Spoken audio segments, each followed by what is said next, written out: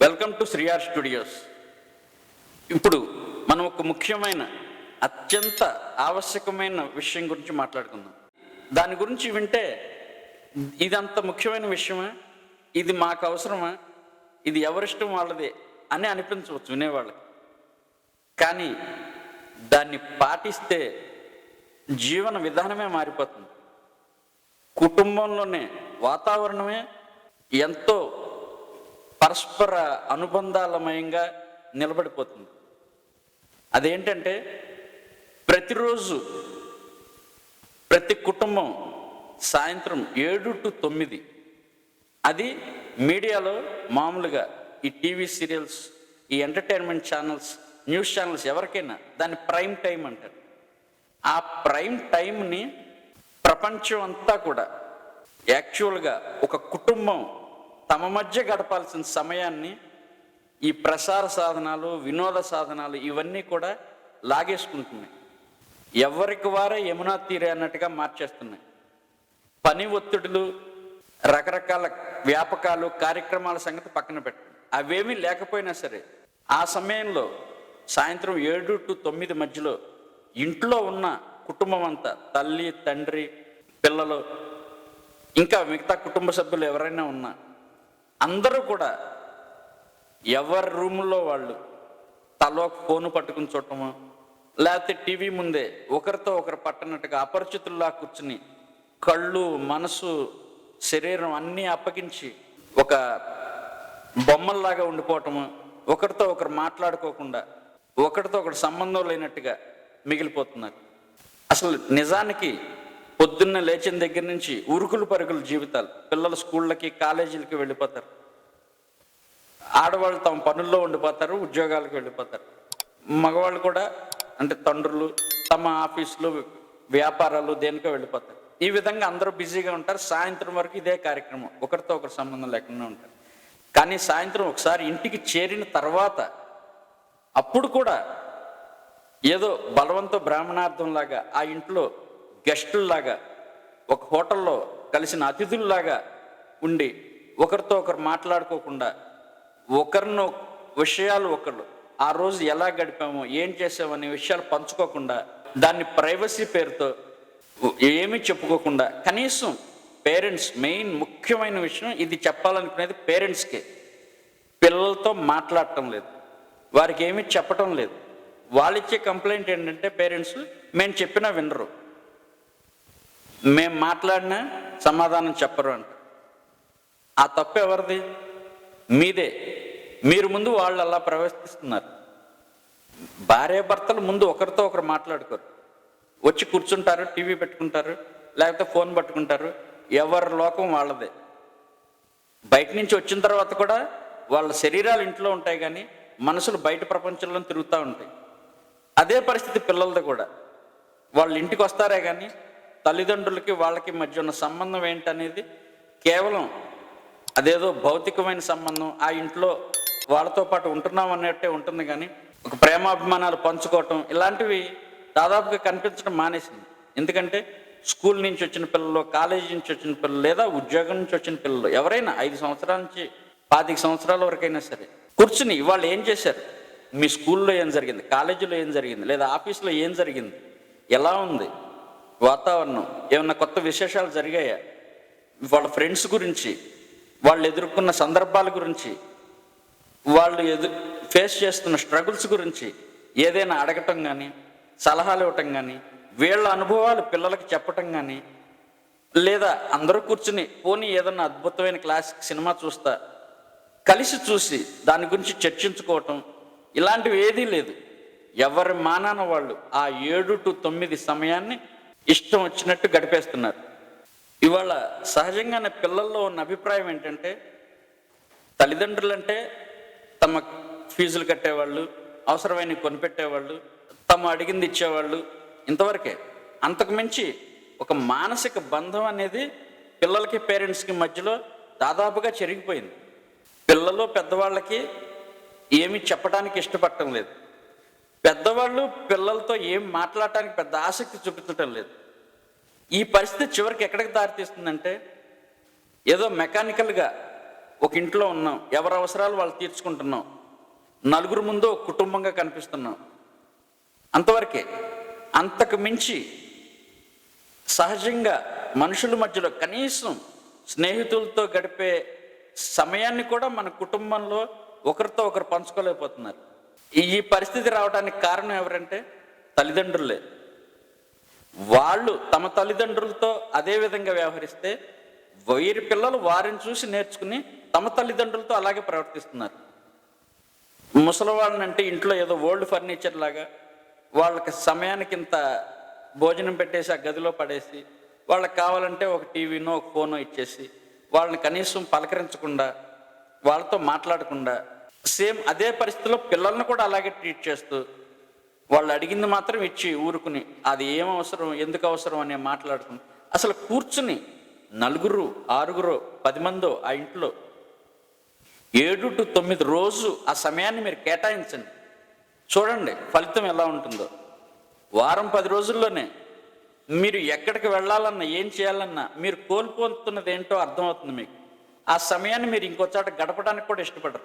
లేదు, ఇది నా ఫ్యామిలీ టైం, క్వాలిటీ టైం, ఇది నాకు ప్రైమ్ టైం, ఇదే నాకు ఎనర్జీ, మంచి ఆలోచనలు కానీ ఇస్తుంది అని మీరు ఖరాఖండిగా ఉండగలిగితే మిమ్మల్ని చూసి మీ పిల్లలు కూడా నేర్చుకుంటారు, మీతో అలాగే ఉంటారు. వాళ్ళు కూడా వాళ్ళ స్నేహితులతో గడిపిన విషయాలను కానీ, వాళ్ళ స్కూల్లో జరిగినవి, కాలేజీలో జరిగినవి, ఆఫీసులో జరిగినవి, స్నేహితుల మధ్య జరిగినవి అన్నీ మీకు చెప్తారు. మీరు ఏదో సీక్రెట్గా తెలుసుకోవాల్సిన విషయం, మీ దగ్గర వారు ఏదో విషయాలు దాచారని మీరు ప్రతి క్షణం వాళ్ళ మీద నిఘా ఉంచాల్సిన పని ఉండదు. అసలు డిగ్రీ వరకు వెళ్ళే వరకు పిల్లలకి ఫోన్లే ఇవ్వకూడదని చెప్తుంటే, వాళ్ళకి 5-6 సంవత్సరాలు వచ్చేటప్పటికే స్మార్ట్ ఫోన్లు ఇచ్చేసి వాళ్ళు తమ దగ్గరికి రాకుండా ఉంటే చాలు, అంటే తమతో మాట్లాడటమే తమను విసిగించటం అనే ధోరణికి పెద్దవాళ్ళు వచ్చేసారు. ఎంత దారుణమైన పరిస్థితి అంటే, ప్రపంచానికే మన దేశంలో కుటుంబ వ్యవస్థ అనేది ఆదర్శం. ఈ ప్రైవసీల పేరుతో ఎవరి రూమ్లో వాళ్ళు గడిపేస్తూ, ఒకరి ముందు ఒకడు కూర్చోకుండా, మాట్లాడుకోకుండా, చివరికి సాధించేది ఏమి ఉండదు. చిన్నపిల్లలు ఉండగానే హాస్టల్లో పడేసి అవసరం ఉన్నా లేకపోయినా తమ సంతోషాలకి, తమ ప్రైవసీకి, తమ కెరీర్కి, తమ అభివృద్ధికి వాళ్ళు ఏదో అడ్డంకులా పిల్లల్ని ట్రీట్ చేస్తే, వాళ్ళు పెద్దవాళ్ళు అయిన తర్వాత అదే విషయం అదే రకంగా ఇవే అనుకుని తమ కెరీర్కి, తమ ప్రైవసీకి, తమ గ్రోత్కి తమ పేరెంట్స్ అడ్డం అని చెప్పి వీళ్ళని తీసుకెళ్ళి వృద్ధాశ్రమాల్లో వదిలేస్తున్నారు, లేకపోతే రోడ్ల మీదే వదిలేస్తున్నారు. అంటే ఇది ఒక సర్కిల్, మనం ఏం చేస్తే మనకు అదే తిరిగి వస్తుంది అన్నట్టుగా జరుగుతుంది. చూస్తూనే ఉన్నారు, జాలి పడుతూనే ఉన్నారు, విమర్శిస్తూనే ఉన్నారు, కానీ అలాగే ప్రవర్తిస్తున్నారు. ప్రతిసారి ప్రతి ఒక్కరికి ఎవరో ఒకరు వచ్చి చెప్పరు. అది మన బాధ్యత. మన కుటుంబం అనేది మన బలం, అదే మనకి ధైర్యం. దాన్ని మనం కాపాడుకోలేకపోతే, ఆ బంధాన్ని మనం గట్టిగా నిలబెట్టుకోలేకపోతే, కనీసం అన్నదమ్ములు, అక్క చెల్లెళ్ళు ఆ ఇంట్లో తమ తల్లిదండ్రులను చూసి ఏం నేర్చుకుంటారు? రేపు వాళ్ళు కూడా ఒకరితో ఒకటి సంబంధం లేకుండానే ఉంటారు. ఇప్పటికే కజిన్స్ ఒకరంటే ఒకరికి పరిచయం లేకుండా ఉండిపోయారు. నాకు తెలిసిన చాలా పెద్దవాళ్ళు, 70-65 సంవత్సరాల వయసులో ఉన్నవాళ్ళు, రిటైర్డ్ గవర్నమెంట్ ఎంప్లాయీస్, ఒక పెళ్లిలో కలిసి ఒకరినొకడు అడుగుతున్న ప్రశ్నలు. ఎరా నీకెంతమంది పిల్లలు అంటే నీకెంతమంది పిల్లలు? ఒక ఆయనకి 70 సంవత్సరాలు, ఒక ఆయనకి 65 సంవత్సరాలు, ఇద్దరు సొంత అన్నదమ్ములు. కనీసం ఎవరికి ఎంతమంది పిల్లలు ఉన్నారో కూడా వారికి తెలియదు. బాగా చదువుకున్న వాళ్ళే, వాళ్ళు పెద్ద పెద్ద గవర్నమెంట్ ఉద్యోగాలు చేసి రిటైర్ అయిన వాళ్ళు. అంటే వాళ్ళు ఈ వయసులో ఉన్నారంటే వాళ్ళు ఏ కాలం నుంచి చెందిన వాళ్ళు? ఆ రోజు నుంచే మన దేశంలో ఈ ఉద్యోగాలు, వ్యాపారాల పేరుతో మనుషులు ఒంటరిగా మారిపోయారు. ఒక కుటుంబంలో ఇంట్లో ఉంటున్నా సరే ఎవరికి వాళ్ళే ఒంటరి. వాళ్ళ ఆలోచనలు మిగతా వారితో కలవు, వాళ్ళు చేసే పనులు మిగతా వాళ్ళకి సంబంధం ఉండదు. ఆ నలుగురు కలిసి ఆలోచించుకోరు. ఈ పరిస్థితి మారాలి అంటే కలిసి కొంత సమయం గడపాలి. మనకి బారుల్లో గడపడానికి సమయం దొరుకుతుంది, లేదంటే భజన సంఘాల్లో కూర్చొని సత్సంగాలు చేయడానికి సమయం దొరుకుతుంది. పోసుకోలు కబుర్లు చెప్పుకుంటూ వాళ్ళ గురించి వీళ్ళ గురించి బయట వాళ్ళతో, చుట్టుపక్కల వాళ్ళతో మాట్లాడుకోవడానికి సమయం దొరుకుతుంది. కానీ మన ఇంట్లో మన రక్త సంబంధంతో మనం కలిసి కూర్చుని కలబోసుకోవటానికి ఒక్క మాట కూడా ఉండదు. కూర్చుంటే ఎవరి మానాన వాళ్ళే, ఎవరి దారి వాళ్ళదే. కాదు, మార్చుకోండి, మీ రొటీన్ మార్చుకోండి. ప్రతిరోజు ఖచ్చితంగా సాయంత్రం 7 to 9 మీ ఇళ్లలో టీవీలు కట్టేసేయండి. తెల్లవారు 6 నుంచి సాయంత్రం వరకు మోగనివ్వండి వాటిని, కానీ 7 నుంచి 9 వరకు కంప్లీట్ టీవీలు ఆఫ్ చేసేయండి, ఫోన్లు పక్కన పెట్టేయండి. ఎంతో ముఖ్యమైన కాల్ అయితే సమాధానం చెప్పి వదిలేయండి. అప్పుడు గంటల గంటల మీటింగ్లు పెట్టదు. మీ పిల్లలతో మీ మాట్లాడండి, వాళ్ళతో 2 గంటల సేపు మాట్లాడడం లేదు, 10 నిమిషాలు మాట్లాడండి. వాళ్ళని మాట్లాడించండి. మాట్లాడకుండా మొండికేస్తే ఒకటి పేకండి, తప్పులేదు. అలాగే మీరు కూడా వాళ్ళతో అంతే బాధ్యతగా ఉండండి. వాళ్ళు అడిగిన ప్రశ్నలకు సమాధానం చెప్పండి, వాళ్ళకి సలహాలు ఇవ్వండి, విసుక్కోకండి. మీకు ఎన్ని తలనొప్పులైనా ఉండదు, అవన్నీ వీరికి సంబంధించిన కాదు. మీ ఆఫీసుల్లోనూ బయట వీధుల్లోనూ జరిగినవన్నీ తెచ్చి ఇంట్లో పిల్లల మీద చూపించద్దు. పిల్లలకు అలాంటి సమస్యలు ఏమన్నా ఉంటే మీరు తెలుసుకుని వాటిని పరిష్కారాలు చెప్పండి, అంతేగాని వాళ్ళను వదిలేయద్దు. వదిలేస్తే వాళ్ళు వేరే వాళ్ళని వెతుక్కుంటారు తమ సమస్యల పరిష్కారం కోసం. అది ఎలాంటి చెడు స్నేహాలైనా ఉండొచ్చు, ఇంకే మాదక ద్రవ్యాలైనా ఉండొచ్చు, మత్తు పదార్థాలైనా ఉండొచ్చు. వాటి జోలికి పిల్లలు వెళ్లకుండా ఉండాలంటే మీరు వాళ్ళకి ఆ ఆసరాన్ని, ఆ బాసట్ని, ఆ మనోధైర్యాన్ని ఇవ్వాలి. మీ కుటుంబంగా అందరూ రోజు కలిసి కూర్చోండి, మంచి పుస్తకాల గురించి మాట్లాడుకోండి, మంచి సినిమా గురించి మాట్లాడుకోండి, వర్తమాన రాజకీయ సామాజిక సాంస్కృతిక అంశాల గురించి మాట్లాడుకోండి, ఏదో ఒకటి మాట్లాడుకోండి. కానీ మాట్లాడుకోండి, ఒకరి గురించి ఒకరు మాట్లాడుకోండి, ఒకరి మీద జోక్స్ చేసుకోండి, ఏమీ లేకపోతే తిట్టుకోండి, పోనీ కొట్టుకోండి, ఏదో ఒకటి చేయండి. కానీ కలిసి చేయండి. 4, 6, 10 మందో ఒక కుటుంబంలో కలిసి చేయండి. వీకెండ్స్ బంధువుల ఇంటికి వెళ్తారో, స్నేహితుల ఇంటికి వెళ్తారో, అవుటింగ్కి వెళ్తారో, ఏం చేస్తారో చేయండి. కానీ ప్రతిరోజు మాత్రం ఇది ఒక రొటీన్ కార్యక్రమంగా పెట్టుకోండి. ఎప్పటికీ మీకు మొనాటనస్గా అనిపించదు. అది రాను రాను మీలో కొత్త శక్తిని, ఉత్సాహాన్ని ఇస్తుంది. ఎక్కడున్నా సాయంత్రం ఆ టైంకి ఇంటికి వెళ్ళాలనిపిస్తుంది, పిల్లల్ని చూడాలనిపిస్తుంది, పిల్లలకి తల్లిదండ్రులతో మాట్లాడాలనిపిస్తుంది.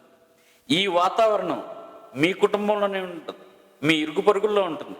అందరిలో ఒక సుహృద్భ వాతావరణం ఉంటుంది. ఈర్ష్యాసూయులు, ఈ కోపతాపాలన్నీ తగ్గిపోతాయి. ఆ మంచి వాతావరణం ఒక మంచి సమాజాన్ని నిర్మిస్తుంది. ఆ మంచి సమాజం ఒక మంచి భవిష్యత్తుని మన తర్వాత తరాలకు ఇస్తుంది. అది ఎవరి చేతుల్లో ఉంది? మన చేతుల్లో ఉంది. మనం కేటాయించాల్సిన సమయం చేతుల్లో ఉంది. ఆ సమయమే 7 to 9 ప్రైమ్ టైం. ఇప్పుడే, ఈ క్షణమే మీ ముందు ఉన్న పెద్ద పెద్ద ఎల్ఈడి స్క్రీన్ల మీద ఆఫ్ చేయండి, టీవీలు కట్టేసేయండి, మొహాలు ఇంక చూడండి, కళ్ళల్లోకి చూడండి, ఒకరితో ఒకరు మాట్లాడుకోండి, సరదాగా కాలం గడపండి, ఫోన్లను పక్కన పెట్టేసేయండి. తప్పకుండా వీటిని పాటించండి. ఆ ఫలితాలు చూసి ఇన్నాళ్ళు మీరేం కోల్పోయారో మీరే తెలుసుకుంటారు, బాధపడతారు, తర్వాత సంతోషపడతారు. ఈ ఆలోచన ఇలా మీ కుటుంబం అంతా ఒకరితో ఒకరు ప్రతిరోజు 7 to 9 మధ్య కాలం గడిపే ఆ మంచి ఆలోచన మీకు ఎలా అనిపించిందో, అది సరైందా, ఫలితాన్ని ఇస్తుందా లేదా అనే విషయం ఒకవేళ మీరు పాటిస్తున్నట్టయితే దానివల్ల మీరు పొందింది ఏంటో, ఇన్నాళ్ళు పాటించకపోతే కోల్పోయింది ఏంటో ఈ కింద కామెంట్ సెక్షన్లో తెలియచేయండి.